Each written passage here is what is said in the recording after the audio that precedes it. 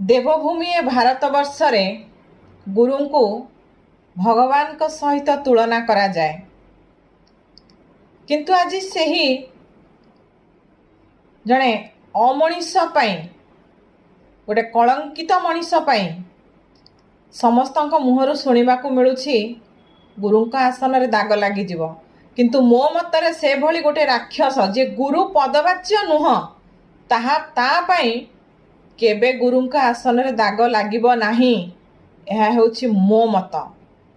आउ गोटे कथा, आईन को हाथ को नेबा ठीक नुहे, किंतु से भली अमनीष को से भली घृण्य चरित्रर मनीष को आईन तो शास्ति दब निश्चित, किंतु से पर्यंत आईन ताकू शास्ति देवा पर्यंत सौम्याश्रीर आत्मा उपरे अतृप्त होई घूरी बुलुथिबो।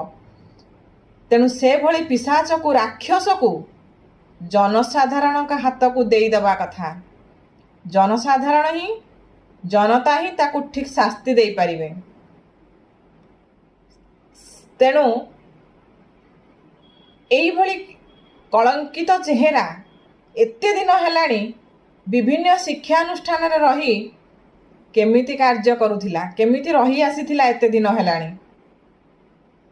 जदि पूर्वरु ए विषय रे चिंता करा जाई पारिथांता आज ए भली घटना घटी न थांता। आज ए भली घटना तो से भली राक्षस पाई केबे मध्य गुरुंका आसन रे दाग लागिबो नाही। जय जगन्नाथ बंधु माने।